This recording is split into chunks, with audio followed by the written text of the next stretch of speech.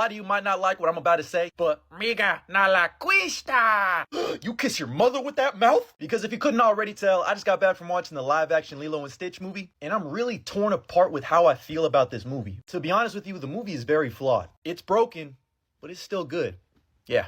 Still good. I'm going to be giving you my honest, spoiler-filled thoughts of the movie, so if you don't want to be spoiled, make sure you drop a like and follow, but come back later because I do really want to hear your thoughts. But there's no place I'd rather be, because me and you know what we got to do. We got to talk about it.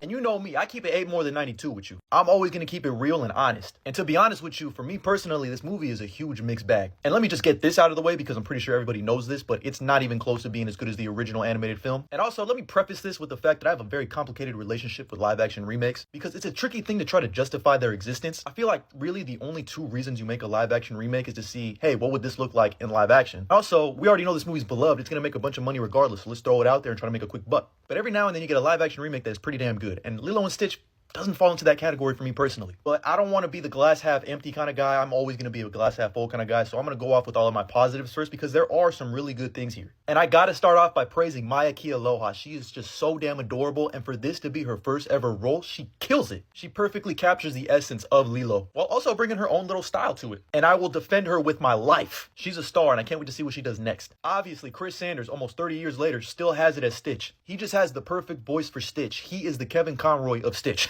There's been many impersonators before, but none ever touched the king. I even lost my Stitch impression. I used to be good at it. I lost it. It's like I lost my dinosaur from Step Brothers. CGI for Stitch is immaculate. It's impeccable. It's incredible. I really felt like he was real. And they didn't make the mistake that the live action Lion King movie made, trying to ground him in realism. I mean, thank God he's an alien.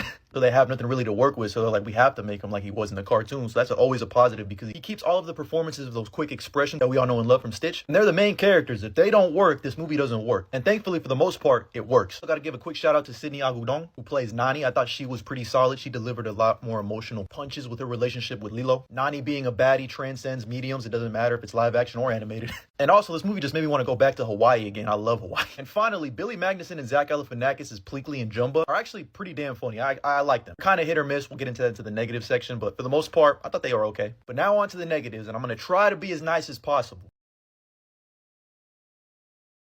But I think the biggest issue with this movie can be summed up with the fact that Gantu is not in this movie. Yeah, that's right. I didn't stutter. He's not in this movie at all, not whatsoever. And the reason the director gave is even more interesting. He just said it just wouldn't work in live action, which is kind of how I feel about Lilo and Stitch, the movie. It just works better as an animated film. And I always feel like I'm stuck between a rock and a hard place with these live action remakes because yes, Lilo and Stitch is a good movie. It's a great movie. It's damn near perfect. So I always feel weird when they make a live action remake and it's like, yes, I love the story, but why would I want to watch a movie that I love, but I know is worse? And there's just a lot of head-scratching decisions and changes that they make from the original movie that I just couldn't agree with. Like, for every cool change they make, it equally is a subtraction. 2 of the biggest changes in this movie that really irked me was the fact that Nani wasn't there when Lilo adopts Stitch. Instead, we have the return of Amy Hill, who voiced Mrs. Hasagawa in the original animated movie. So that was cool to see, but here she plays an original character named Tutu. This is what I mean by like, oh, cool addition, we get Amy Hill back, but at the same time, I don't like this character. I felt like her character really took away from Nani's importance to this movie a little bit. And there's also this whole marine biology subplot with Nani that kind of is just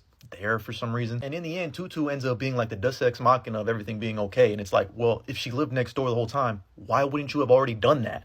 Why wouldn't you have had her adopt Lilo? Problem solved, they're already next door. I just don't know if I'm a big fan of Nani wanting to move away to go to college to leave Lilo when her entire arc in that first movie was her being a motherly figure. Like, even when Lilo makes mistakes and she asks Nani if it was her fault she got fired, she always makes sure to protect Lilo's feelings. And she just brushes it off as, nah, the manager was a vampire. It's like little things like that that are missing from this movie. Which leads me on to Cobra Bubbles, who was character assassinated as he was split in half too. But again, for a kind of cool reason. So in the original movie, Cobra Bubbles was a social worker for most of the movie, and you feel his presence looming throughout the entire film. And then only later on in the movie, we find out he's a CIA agent. And also, why didn't y'all keep his cool ass shades? I mean, they did keep the earrings, so I guess that's a win. But here in the live action movie, we know he's a CIA agent from the jump, and instead the social worker is played by Tia Carrera, who was the original voice actress for Nani. So again, cool inclusion, but then you subtracted a big character arc. Like I said, the whole Tutu thing at the end kind of made that whole plotline null and void anyway. Don't even get me started on what they did with David in this movie, man. What was why even have him in a movie? He kind of just serves as comedic fodder when he should have been more of like a surrogate fodder figure. That leads me to Pleakley and Jumba, who again, like I said, they have some of the funniest laughs in this movie, but this is when you could tell. Oh, and by the way, if you didn't know, this was originally supposed to be a straight to Disney Plus streaming movie, and you can definitely feel that. Like, it has Disney Channel original movie vibes at points. It kind of feels like when they made those live action Ben 10 movies, but with a little bit more budget. They probably realized like halfway during production, they're like, oh, let's give this a little bit more budget and put it out to theaters because we know we're gonna make a shitload of money regardless. But in the original, Pleakley and Jumba wear disguises, and obviously in live action, I don't think that could work. So here they just get human forms. But I feel like Zach Galifianakis was a miscast. I need my Jumba to have more oomph in his step. When you got two characters with high-pitched voices, sometimes they just come off as annoying. You need to have a nice balance between the two. And also, we didn't get Pleakley in drag, but we almost did. In spirit, we did. But I'm not a fan at all of what they did with Jumba. And like I said, this stems all the way back to the exclusion of Gantu. Here, they just make Jumba the main villain. Like, his turn into villainy is way more jarring and breakneck than his turn to goodness in the original movie. I feel like that takes a big character moment for Jumba out, as he thought he was only making monsters who destroy things and were not capable of feeling. He himself grows as a person as he learns, oh shit, 626, he loves people, he has emotion, he cares. But nope, here he's kind of just Jumba as Gantu, and he gets taken into custody. But I just really love when Jumba's like, you just expect me like all of that to just help you? And Stitch just goes,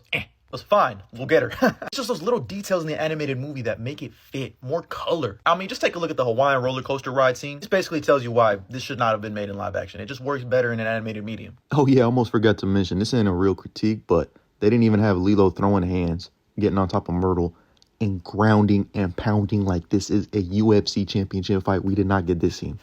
And for that, you know, I feel like that tells you it's a sign of the times. Like, this was definitely 2002 where you could have a little girl beat the shit out of another little girl.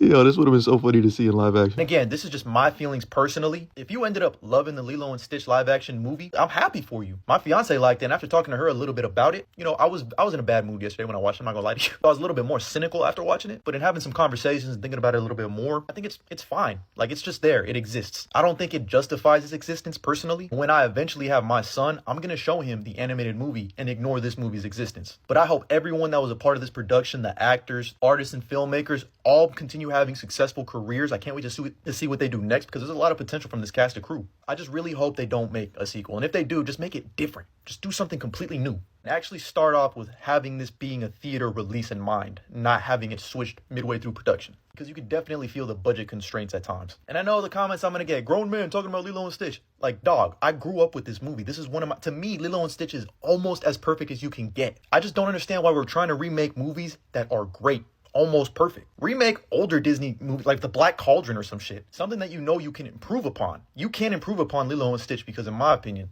it's damn near perfect. Just a little frustrated. I am glad I watched it though, because it made me appreciate the animated movie even more. And for that, I think it's enough. But like I said, I'm curious to hear your thoughts. Are you going to be checking out Lilo and Stitch this weekend? And if you've already seen it, drop a comment down below. And as always, like and follow for more.